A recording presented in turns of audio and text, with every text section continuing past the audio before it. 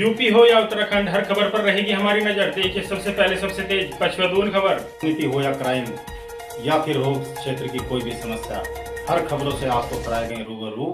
देखिए सबसे पहले सबसे तेज पचवदून खबर।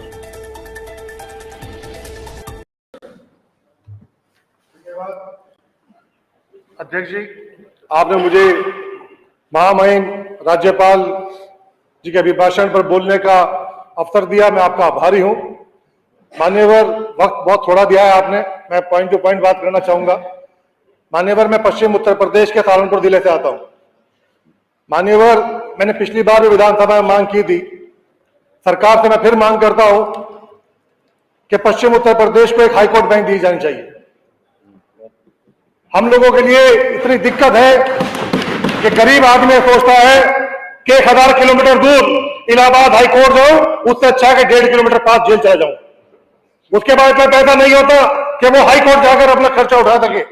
उतना खर्चा वो रास्ते में खर्च करेगा, उससे ज्यादा उसको वकीलों को वहां देना पड़ता है। मान्यवर, मेरी आपसे अपील है कि सहारनपुर नहीं तो मुजफ्फरनगर में दे दीजिए हाईकोर्ट बेंच, मेरठ में दे दीजिए, नोएडा में दे दीजिए, गाजियाबाद में दे दीजिए, आगरा में दे दीजिए और मुरादाबाद दे दीजिए। अब मान्यवर अगर यहां भी दी जा सकती तो लखनऊ में दे दीजिए। लखनऊ में हाईकोर्ट बेंच है, लेकिन हम लोगों को वहां पर क्यों उसकी सुविधा नहीं उपलब्ध की जाती।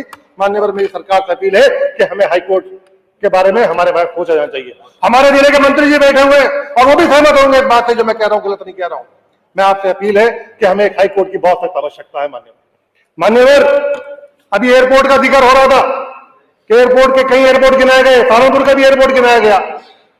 2021 जुलाई से सुनने में आ रहा है कि वो उसका उद्घाटन हो रहा है, लेकिन अब 2024 चल रहा है और हमें एयरपोर्ट की बहुत सख्त आवश्यकता है। मान्यवर, देहरादून उत्तरांचल में आता है और सहारनपुर तकरीबन 2.5 घंटे लगते हैं एयरपोर्ट जाने में, और दिल्ली जाने लगते हैं कम 3.5 घंटे 4 घंटे। मान्यवर, मेरी आपसे अपील है कि या तो एयरपोर्ट जो सरसावा बन रहा है उसको जल्द शीघ्र उसको तैयार किया जाना चाहिए।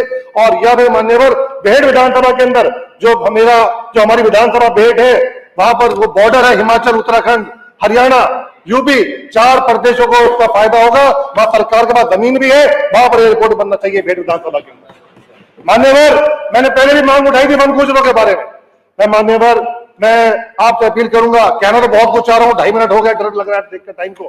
मान्यवर, उनको विस्थापित किया जाना चाहिए, उनको रिलोकेट किया जाना चाहिए, जैसे कि हिमाचल में हुआ, उत्तरांचल में हुआ।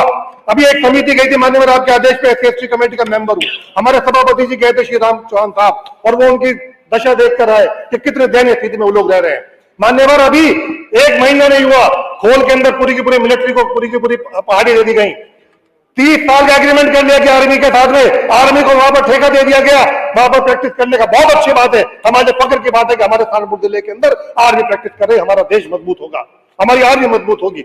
मान्यवर, मेरी आपसे अपील है कि लेकिन उस जंगल के अंदर जो बेचारे गरीब लोग रहते हैं, जो आदि मानव वहां रहते हैं, उनको मुख्य धारा जोड़ने का काम किया जाना चाहिए, उनको विस्थापित करना चाहिए, जैसे उत्तराखंड हिमाचल में हुआ है। मान्यवर, अभी 13 साल का बच्चा मरा है, वहां पे बॉम्ब ब्लास्ट, वहां पे प्रैक्टिस हो रही थी, और वो गोला जो है, जो आर्मी का जो तोप का गोला है, वो थोड़ी दिशा से हट गया और एक के डेरे में गिर गया। अभी एक 13 साल का बच्चा मरा और एक जरा जवान आदमी मरा है। मान्यवर, मैं चाहूंगा कि उनको भी रिलोकेट किया जाए, उनको वन गुजरों को विस्थापित करने का सरकार काम करे। अभी पर्यटन के बारे में बहुत लंबी लंबी बातें सुन रहा था साहब, बड़ी अच्छी बात है, बहुत काम कर रहा है। हमारी कमेटी गई थी सहारनपुर में, कमेटी ने वहां पर्यटन विभाग को बुलाया, पर्यटन विभाग का एक अधिकारी मीटिंग के अंदर सहारनपुर आने का इसने काम नहीं करा, ना उसने जवाब दिया। मान्यवर, हमारे यहाँ सहारनपुर जिले के अंदर कोई डिपार्टमेंट का कोई अधिकारी वहां पर नहीं बैठता, मेरठ में बैठते हैं सुना है, लेकिन आज तक जो सहारनपुर जो इतना अच्छा क्षेत्र है, हम चाहते हैं कि सरकार रेवेन्यू वहां पे कमाए, सरकार को पैसा मिले, सरकार की वहां पे आय वृद्धि हो। इतना खूबसूरत लोकेशन है, अभी हथनीकुंड है जो सहारनपुर का और हरियाणा का बॉर्डर है, वहां हरियाणा सरकार ने जो है वहां पर जेट स्की डाली है, वहां पे मोटर बोट डाली है, उन लोगों ने पर्यटन को वहां बढ़ावा दिया है। और पर डे की मैं मानता हूं कि सरकार को कम से कम 30 से 40 लाख रुपए सरकार वहां पर कमा रही है, तो वो पैसा हम क्यों नहीं कमा सकते, हमारा प्रदेश उत्तर प्रदेश क्यों नहीं कमा सकता। मेरी यहां से अपील है कि पर्यटन विभाग को टाइट किया जाना चाहिए, वो बहुत लचर है, क्योंकि सभापति जो हमारे एससी कमेटी के आए, उनके बुलाने के बाद भी नहीं आ पाया। मान्यवर, मैं बहुत सारे पॉइंट लिख रखे हैं, फिर टाइम बढ़ गया आगे। मान्यवर, मैं कहना चाहूंगा कि शाकुंभर देवी जी का वहां पर हमारे के नाम पर यूनिवर्सिटी बन रही है, उसको कनेक्टिविटी मिलनी चाहिए, बेहद रोड से मिलनी चाहिए और एक देहरादून रोड से मिलनी चाहिए। उसके बाद जाने का कोई बाईपास नहीं है। एक बहुत पतले रास्ते जनता रोड पे होकर निकलना पड़ता है। मान्यवर बेहद रोड है, वहां रोज एक्सीडेंट होते हैं। कल वहां पर मैं क्षेत्र में था, एक ताला और एक भतीजा, दो जो है जवान बच्चे वहां पर उनकी मृत्यु हुई है।